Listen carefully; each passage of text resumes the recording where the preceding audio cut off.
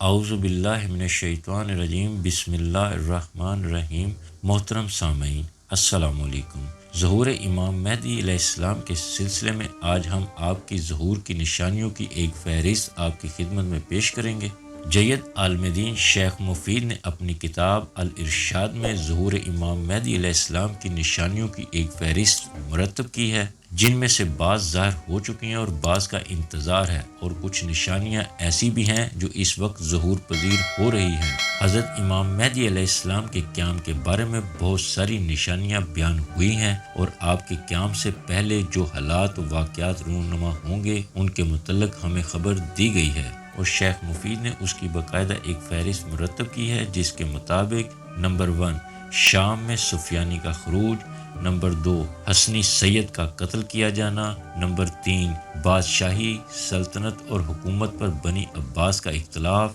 Number 4 سورج گرہن 15 رمضان کو لگنا اور پھر اسی ماہ کے آخری دنوں میں چاند گرہن لگنا کہ ہر دو حالتیں طبیعت اور عادی نظام کے برعکس ہوں گی، نمبر 5 مدینہ اور مکہ کے درمیان صحرا اور بیابان میں لشکر کا دھنس جانا، نمبر 6 مشرق میں زمین کا دھنس جانا، نمبر 7 مغرب میں زمین کا دھنس جانا، نمبر 8 سورج کا زوال ظہر سے لے کر عصر کے آدھے وقت تک حرکت نہ کرنا، نمبر 9 مغرب سے سورج کا طلوع کرنا، نمبر 10 پشت کعبہ پر نفس زکیہ کا قتل کیا جانا، نمبر 11 کوفہ ہی میں 70 نیک اور صالحین کا قتل ہونا، نمبر 12 رکن اور مقام کے درمیان سید ہاشمی کا سر قلم کیا جانا، نمبر 13 مسجد کوفہ کی دیوار کا منہدم ہونا، خراب ہو جانا، نمبر 14 خراسان سے سیاہ پرچموں کا ظاہر ہونا، نمبر 15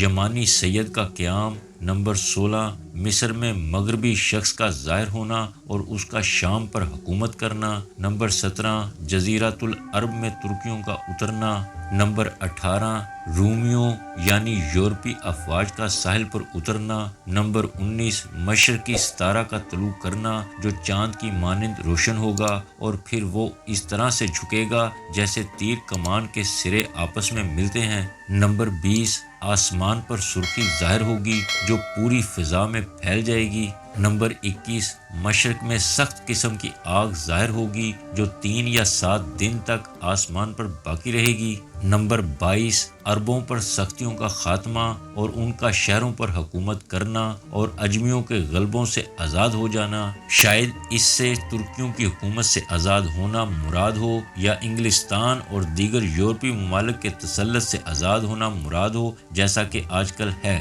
نمبر 23 مصر کے صدر کا خود مصریوں کے ہاتھوں قتل ہونا، نمبر 24 ایسے پرچموں کا ظاہر ہونا جو خراسان کی جانب حرکت کریں گے، نمبر 25 مغرب سے فوج وارد ہوگی تاکہ عراق میں حیرت اور سرگردانی سے امن قائم ہو جائے، نمبر 26 مشرق سے بھی اس طرح کے پرچموں کا عراق میں وارد ہونا، نمبر 27 فرات کے بند کا ٹوٹنا اس طرح کہ فرات کا پانی کوفہ کی گلیوں کوچوں اور گھروں میں داخل ہو جائے گا، نمبر 28 60 نبوت کے جھوٹے دعوے داروں کا شورش برپا کرنا، نمبر 29 آل ابی طالب سے 12 افراد کا شورش برپا کرنا کہ ان میں سے ہر ایک اپنی امامت کا دعوے دار ہوگا، نمبر 30 جلولہ اور خان قین کے درمیان بنی عباس کا بلند مرتبہ اور شان والے ایک مرد کو جلایا جانا، نمبر 31 اس جگہ پر پل بنانا جو جگہ بغداد اور مدینہ سلام کے درمیان ہے،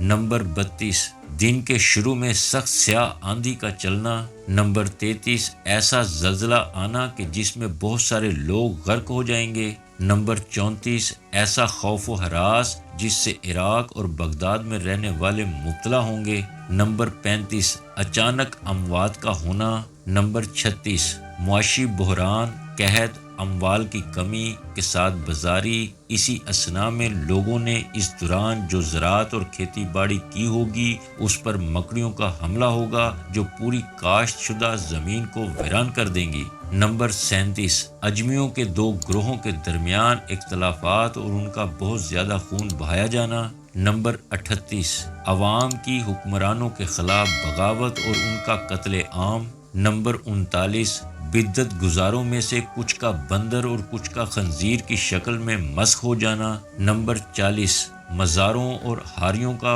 وڈیروں اور مالکوں کی زمینوں پر قبضہ کر لینا۔ نمبر 41 آسمان سے ایک آواز کا آنا جسے تمام زمین والے اپنی اپنی زبان میں سمجھ لیں گے۔ نمبر 42 عوام کے لیے سورج کی ٹکیا میں انسان کی شکل، چہرے اور جسم کا نظر آنا۔ نمبر 43 ایسے مردے جو قبروں سے اس دنیا میں دوبارہ واپس آ جائیں گے، اور یہ 24 دن مسلسل بارش برسنے کے بعد ہوگا کہ اس طرح زمین مردہ و ویران ہونے کے بعد زندہ اور آباد ہو جائے گی اور اس کی برکات نمایاں ہوں گی۔ محترم سامعین، کتاب الارشاد کے مطابق ان حالات کے بعد وہ شیعہ جو حق کے معتقد ہوں گے، یعنی ان کا اپنے امام پر یقین کامل ہوگا، ان سے مصائب اور آلام برطرف ہو جائیں گے اور انہیں حضرت امام مہدی علیہ السلام کے ظہور کی اطلاع ملے گی کہ آپ نے مکہ میں ظہور فرمایا ہے۔ ان کی مدد اور نصرت کے لیے شیعہ مکہ کی طرف روانہ ہو جائیں گے۔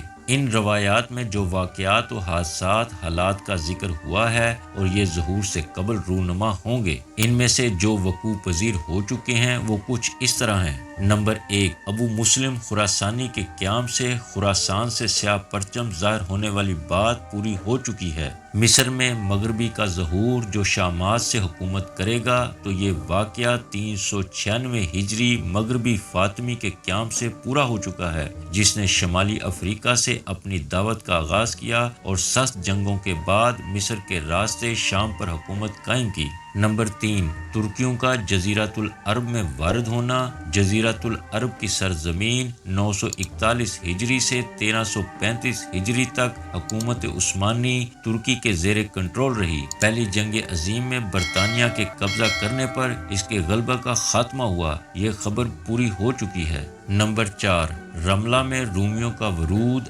ائمہ کی گفتگو میں یورپ کو روم کے لفظ سے یاد کیا گیا ہے۔ رملہ ایک جگہ کا نام ہے جو شام میں بھی ہے اور مصر میں بھی ہے، فلسطین میں بھی ہے۔ تو مصر پر فرانس نائلون بنایا رٹ کا قبضہ کرنا اور پھر شام پر بھی فرانس کا قبضہ اور عثمانیوں کا شام پر قبضہ اس واقعہ کی تصدیق ہے۔ نمبر 5 عربوں کا اجمیوں سے آزاد ہونا۔ یہ زمانہ جس میں ہم زندگی گزار رہے ہیں کہ اس میں عرب علاقوں پر خود عرب حکمرانی کر رہے ہیں، ان پر بظاہر غیر عرب حکمران نہیں ہیں۔ نمبر 6 مصری صدر کا قتل ہونا۔ مصر کے صدر انور سادات مصری شخص خالد اسلام بولی کے ہاتھوں قتل ہوئے۔ نمبر 7 اجمیوں کے دو گروہوں کے درمیان اختلافات۔ جنگ عظیم دوم میں یورپ کے درمیان شدید اختلاف ہوا۔ فرانس، جرمنی، برطانیہ کے درمیان جنگ ہوئی یا پھر ترکیہ اور یونان کے درمیان جنگ ہوئی۔ البتہ اس حدیث کے اس جز کو سمجھنے کے لیے